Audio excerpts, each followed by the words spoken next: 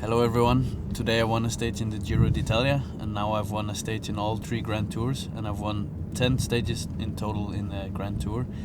Enjoy watching the 10 stages. Over 4,000 metres of climbing and a dream breakaway to start up. Mathieu van der Poel and Wout van Aert acting like it was Boxing Day at Zolder, going away together. Van Aert would extend his lead in the points classification, taking 20. And 20 was the number of the riders up the road in the early breakaway. It took 30 kilometres to form and would soon grab quite a gap going over the first Lacet de Montvernier climb. Then, at the top of the Telegraph, it all kicked off. Jumbo-Visma launching a huge attack. Van Aert already up the road with Laporte, ready to contribute. Primož Roglic and Jonas Vingegaard going at Tadej Pogačar like it was the 1950s. Coppi, Bartali, riders on their own almost. Epic stuff, still with almost 60 k's to go. Marc Soler really stuck up and stood to be counted. He'd be there trying to defend things for UAE Emirates, who are already weakened by coronavirus. Meanwhile, up the road, up to the top of the Tour's most used climb, and the organiser Henri Desgranges' favourite, Barguil was away. Behind though, you couldn't take your eyes off it. Primož Roglic was at it again. Pogačar tried to defend from the front, and you were left wondering if he'd be left to pay for the efforts. Geraint Thomas was reacting well. Nairo Quintana was there or thereabouts, as was Bardet, but Quintana's teammate Warren Barguil would take the Souvenir Henri Desgranges for the highest point of the Tour. 2,640 metres, they were crested with Wout van Aert back in towards the end and helping to try and bring Roglic back, with Vingegaard a little further up the road. Pogačar was even lured into chasing things on the flat. And once we got to the final climb, Roglic put in one big final dig. Kuss wouldn't last long, and it would be up to Rafał Majka to try and sort things out for UAE Emirates.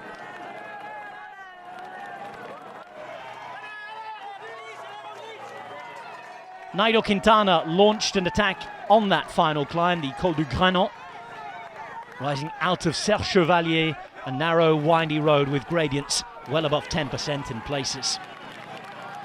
Romain Bardet would then set off from the Pogačar bunch. Still Majka doing his job at this point. And then Vingegaard, just over 5 kilometres when he attacked. And the man who'd been the closest to Pogačar last year was ready to threaten him this time out. Quintana would reach the front of the race. Vingegaard would go straight past Bardet. Majka done, and Pogačar showing weakness for the first time in his career. Geraint Thomas going beyond Pogačar.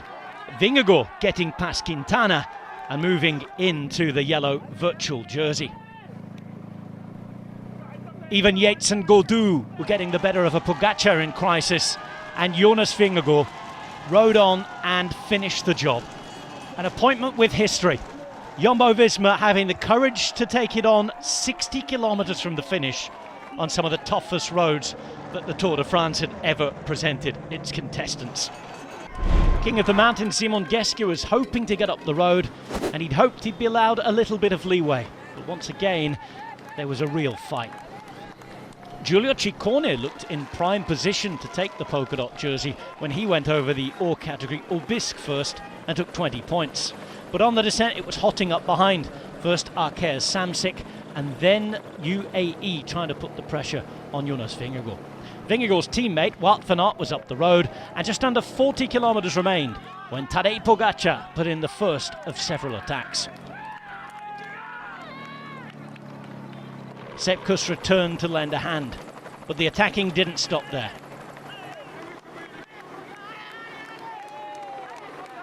Nairo Quintana was looking for a helping hand, one for the VAR later on. Geraint Thomas even went on his own before Pogačar was at it once again. Unable to get rid of Vingegaard, however, the attacks came and no result came. Onto the final descent of the day, one of the trickiest in the Tour, and a hiccup for Vingegaard. He had an issue Pogačar attacked. Pogačar then had an issue. Vingegaard would be the man to wait, very sportingly.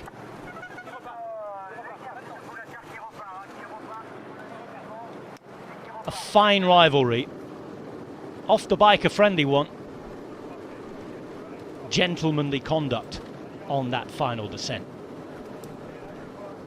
So we came to the final climb.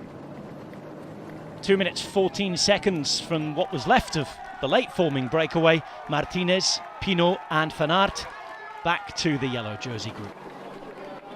The GC again was settling into shape. The big change of the day, Gaudu rising up above of Nairo Quintana. Wout van Aert attacked and dropped Pinot. There would be no French stage win. 37 stages and counting. Geraint Thomas once again distanced, but he'd once again ride his own race and hang on safely to that third spot. And once Kuss was done, Van Aert was there to lend a hand. This was the moment that Jumbo-Visma were going to win the Tour. This was the moment, with 4.5 kilometers to go, that a gap opened up between Vingegaard and Pogačar. Pogačar throwing the punches, Vingegaard riding away. Van Aert's job was done with 3.5 kilometers to go, and Jonas Vingegaard rode through the sea of supporters to probable Tour de France victory. At this point, putting in around a minute to Pogačar. Vingegaard victorious in yellow and barring any bizarre turnaround on his way to winning the Tour de France in 3 days. Pogačar starting 2 minutes ahead as he was in second place, and then it was down to the yellow jersey. Stuck to each other, shadowing each other, head to head, elbow to elbow, but the time gaps were soon in favour of Jonas Vingegaard.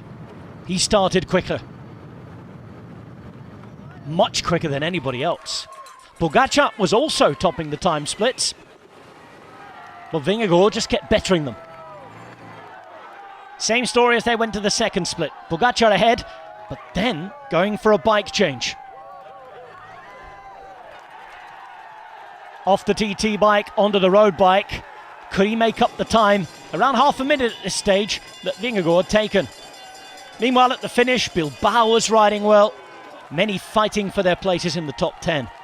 Jonas Vingegaard was on the day of his career. 1 minute and 5 quicker. Yates fighting for the podium. And he'd move into third ahead of Carlos Rodriguez as Pogačar was pulverising the rest. But a little look down the road saw the time gaps were incredible to Jonas Vingegaard. Never having won a World Tour time trial before this point, he was going to win this by a margin that was unimaginable at the start of the day. Almost a minute and 40 quicker. At almost 2 minutes in the GC in his favour, with 4 meaningful stages to go.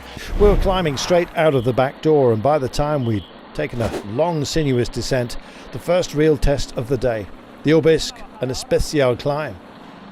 Well, with the hammer hand being used, Jumbo-Visma were setting the pace, and Remco Evenepoel found himself struggling. The word was he was not ill, he just didn't have the legs. They were pushing on. Agostoro was picking up mountains points, igniting his campaign for the polka dots. But Evenepoel, that was a story that unfortunately would be told by the end of the day. The gap was getting bigger and bigger between he and the other favourites. This was supposed to be a battle between Roglic and Evenepoel. It didn't look like that was going to happen. Well, the Australian still kicked on, taking more and more mountains points, and in fact virtually leading that competition. By the time we dealt with the Aubisque and the Spandau, it was now the long descent that would take us ultimately to the Tourmalet. Virtual classification: Kuss, Soler, Roglic, Vingegaard, Ayuso. That surely would change by the end of the day. Such were the numbers of Jumbo-Visma. Could they action a battle plan, and what would it be? Knowing that Evenepoel was now out of contention overall, what would be the pecking order? And indeed, of those that were in this high-quality breakaway, who would survive? Lenny Martinez, the youngster, stage winner and former leader of this race, was one of those to go, and as the lassé began, it felt like lashes, I must say.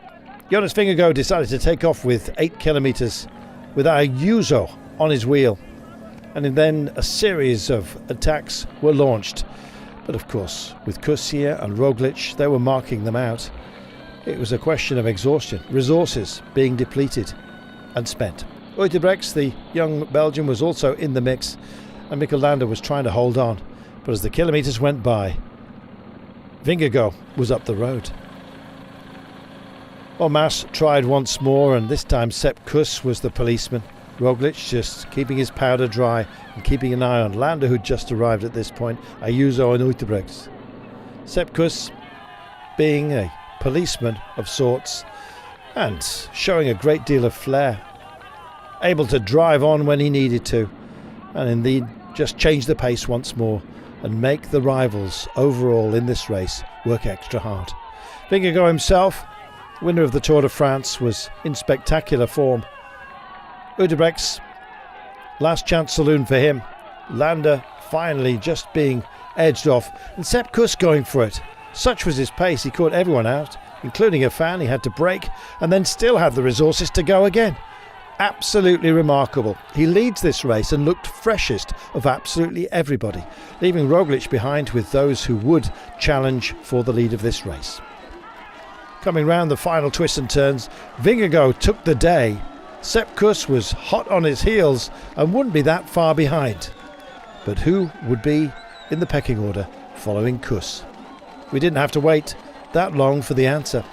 Kuss coming home, charging into a gap that at one point to Vingegaard had been up to 50 seconds, narrowing that margin to 29, still leading overall, and Roglic making it a 1-2-3, famously so for Jumbo-Visma, not only on the day, but now overall as well. Well, the gap was being moderated through this spectacular scenery, and Jumbo-Visma were doing much of the work. Caden Groves finished his job for the day, maxing out on the intermediate sprint, giving himself another 20 points. And the way these intermediate sprints remain in the rest of the race, he could well have the green jersey by the end. He pulled the pin from a diminishing breakaway. Unfortunately, there was a detonation behind as well, and Luis Leon Sanchez found himself on the deck. A man retiring at the end of the season. He did come home on the bike today, you'll be pleased to know. Well, the mountain beckoned, and indeed once we came to the final turn onto the climb itself, just 4.8 kilometres, but 14% right at the very beginning, and then 16% the last 2 kilometres of the climb. Jumbo-Visma now in control. Now the breakaway had been found, but who would it be to break for the horizon? JONAS Vingegaard, leaving Sepp Kuss and Primož Roglic in his wake, and indeed the gap was outstanding. He just kicked on. Any signs of fatigue he may have been displaying in this race from the Tour de France seemed to be a thing of the past. Nearest man to him, Finn Fisher-Black. Brave effort by UE Team Emirates, but much of the other favourites were riding home together. Well, the likes of Ayuso and also João Almeida were probing, testing, but the man who was passing every single test was JONAS Vingegaard. His determination was to honour Nathan van Hooijdonk, who suffered an accident in the morning, as news filtered through that his condition was a lot better. Then the emotions perhaps were evening out a little. Roglic kicked on as well. He checked over his shoulder to see where Sepp Kuss was. The answer was at a gap. Vingegaard crossed the line to take the win, and indeed Roglic and Vingegaard exchanging places in the overall classification. Behind a brief calm, but it would not last long. Tim Wellens and Niels Pollitt went to work. Pogačar wanted a hard race, and he was making it mightily hard for the break as they started to break up and their advantage started to reduce.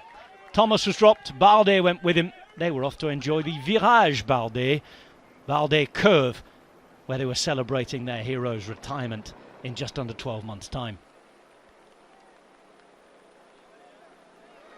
Pace had been put on towards the top of Puy-Marie. Through the throngs of supporters they would go. And then Tadej Pogačar would go. Who would react? A similar scene to the top of the Galibier, this time without the altitude. Evenepoel seemingly the biggest of the big four to be the victims. Roglic and Vingegaard would chase together, but then Vingegaard's power and pace was too much, and Roglic was going backwards.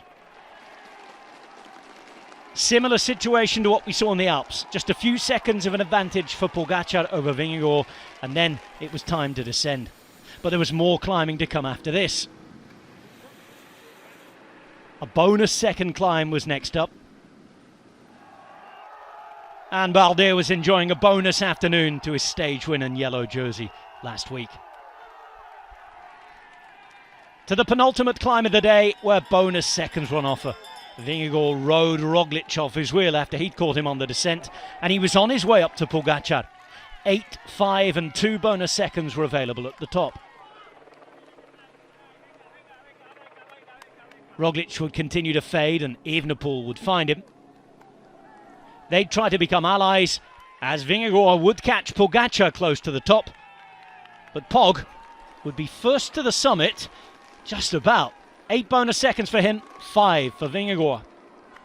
Over half a minute by this point on the descent. 1 classified climb to come. Evenepoel and Roglic riding to try and limit the damage. Today we have been treated with an absolutely special stage of the Tour de France. Tadej Pogačar attacked on the climb of the run into the Puy-Marie. It looked like he had all of the other favourites on the ropes and he was just going to ride away and put loads of time into the riders. But JONAS Vingegaard has had other ideas. After nearly 5 hours of incredible racing across the mountains, we're about to see the dynamic duo race head-to-head for the stage win.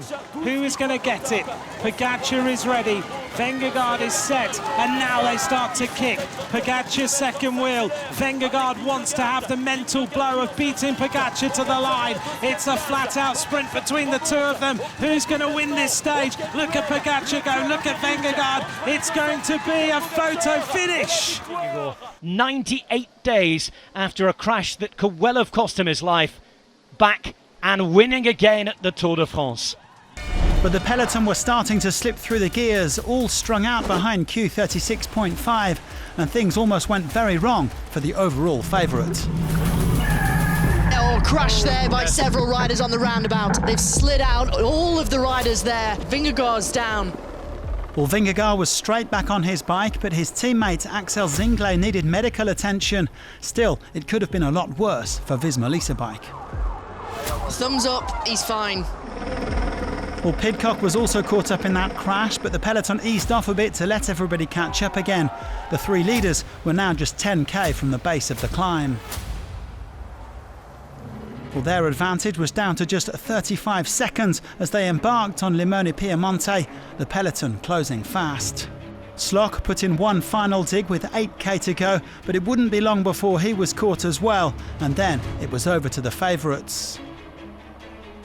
Visma Lease bike taking control with 3k to go, so Vingegaard was obviously feeling okay, but there were still a lot of riders in this group. It was thinned out somewhat in the final 2k as the gradients really began to bite. Lidl Trek now on the front for Ciccone with plenty of others in the mix. It would come down to a bunch sprint for the climbers as they hit the final kilometre.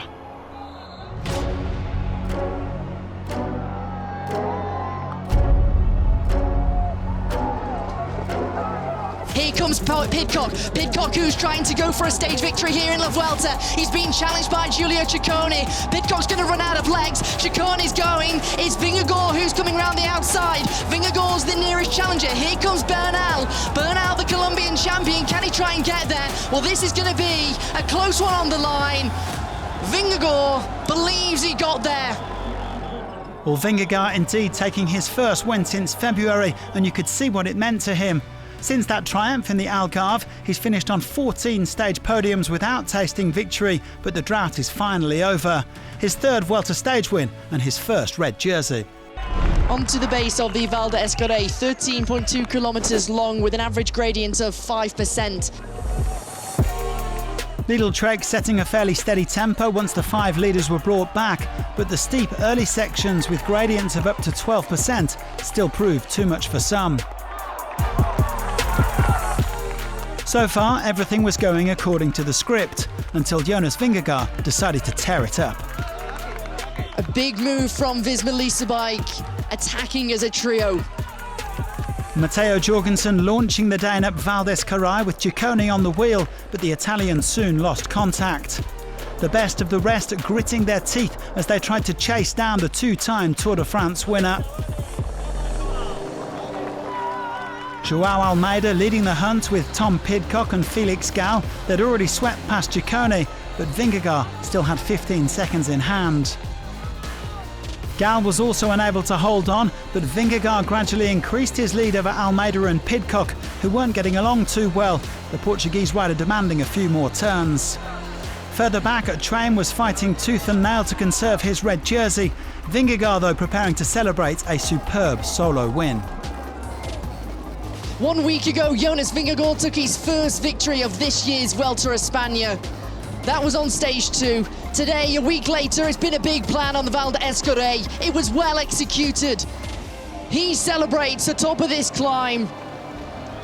He's a man on a mission, and he wins stage 9.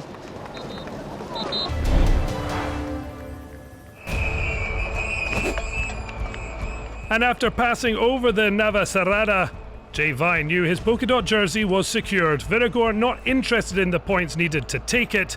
UAE's focus remained on the task of reeling in the Dane on the GC.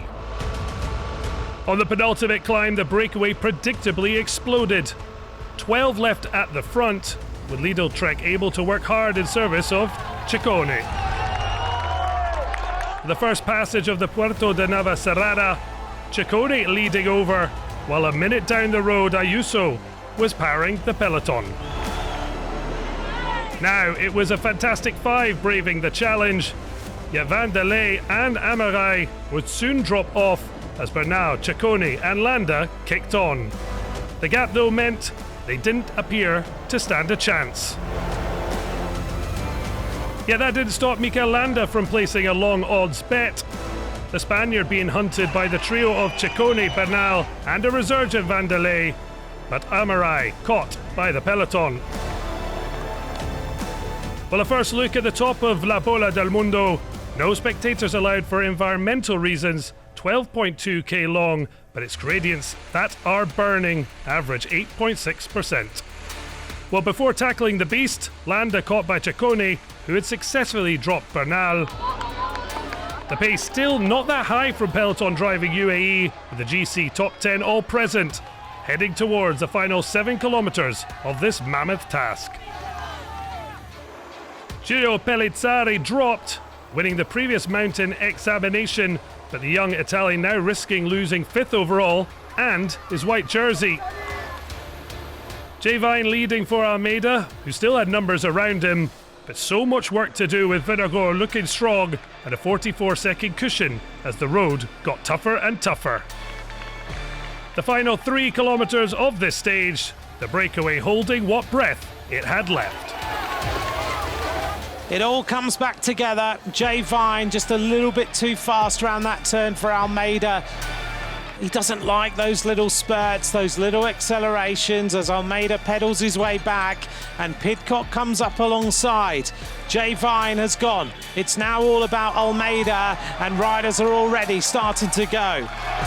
Le Cerf is going to be dropped. Riccitello stays there. Sepkus is still there. Jay Vine, great job by him today. Pidcock on the wheel of Vingegaard. The top 3 are locked together in combat now on this climb. Pidcock actually is starting to feel it and not liking the first gradients of this mountain. A select group of 5 at the front: Vingegaard, Almeida, Kuss, Hindley and Tom Pidcock. Riccitello dropped back, but still fighting for the white jersey. Pidcock and Hindley's fight for 3rd continued as the gradients hit 20% in certain sections. And a little over a kilometre from the summit, it was the Dane who showed his greatness. Right Here's now, Vingegaard. the attack of the red jersey. Vingegaard, well, everyone's thinking he's sick. Vingegaard now starts the move. The red jersey wants the triumph at the top of this final climb at Vuelta del Mundo. And Vingegaard now starts his assault to put himself firmly as the winner of La Vuelta. This has been an incredible performance from Jonas Vingegaard across the last 3 weeks. It has. And in particular, this final climb, in a moment where he could ride defensively, he's gone on the offensive and gone for stage glory. Jonas Vingegaard reaches the top of Vuelta del Mundo, the winner of La Vuelta, and he celebrates there in the red and white jersey. Despite recent pressure from Almeida, the Dane has all but secured his first Vuelta victory, to be rubber-stamped tomorrow in Madrid. A third stage win, 5th in total at this race, all from just 3 appearances. Jonas Vingegaard relaxed, and Jonathan Milan winning the Maglia Ciclamino sprint in Venafro about halfway through the stage. Then the climbing began. Great to see one of the world's best sprinters working hard in a breakaway on a mountains day too. A little bit of anger maybe in the legs of Jonathan Milan, not yet having got that stage win. He's looking good though. That left 4 out front, including Diego Sevilla, of course, in that King of the Mountains jersey, who was there for one reason, to pick up more points in the Maglia Azzurra jersey. Nicolas Zukowski, as the day went on, was looking stronger and stronger. The Canadian for Pinarello, Q36.5 in the breakaway. Definitely the climbing amongst the best of them. And Diego Sevilla made the most of the opportunity to add points to his Maglia Azzurra jersey in the mountains classification, taking 18 points on top of Roccaraso with 78 kilometres to go. The peloton with the Maglia Rosa, Afonso Ialelio right at the front. Then the rain started as we started to get to the slightly higher altitudes, heading for Blockhouse. And Diego Sevilla himself recreating his very own Igor Arrieta moment on the descent, not going through the tape this time though, and recorrecting sensibly in the dry, thankfully. He did get back into the break. It was Tim Naberman going first from the breakaway, leaving these 3 out front, led by, as I say, the very strong-looking Nicolas Zukowski, the Canadian. Jardy Christian Vanderlei was also looking good, but it was becoming more obvious who of these two were the stronger. Zukowski survived to the Red Bull kilometre, taking the 6 seconds there, ahead of Jardy Christian Vanderlei, and Diego Sevilla also survived, but all 3 of them by themselves. It was Red Bull, Bora Hansgrohe, who led the bunch over, but that bunch itself was already starting to disintegrate. The gap to these two was coming right down. 10k to go, though. Jardy Christian Vanderlei still leading. And they could see the mighty Blockhouse up in front of them. It was Visma Lease bikes, Davide Piganzoli, doing a long turn to whittle down that leading group. Just before Sepp Kuss did the same too. Egan Bernal was going out of the back of that leading group too. The net company Ineos, man, not looking on a good day. Piganzoli had done his last little bit. Sepp Kuss then went as well. Jai Hindley was sitting in behind Jonas Vingegaard, and Vingegaard looking into the eyes of Jai Hindley too. Afonso Ialelio either choosing to sit at his own pace or getting dropped from that group. Make your own mind up, but this is what happened at the front. At the end of the mighty climb of Blockhouse, it was Jonas Vingegaard completing the trilogy of stage wins in the 3 Grand Tours. This, of course, his Giro d'Italia debut. The man who'd taken back big time, Jonas Vingegaard.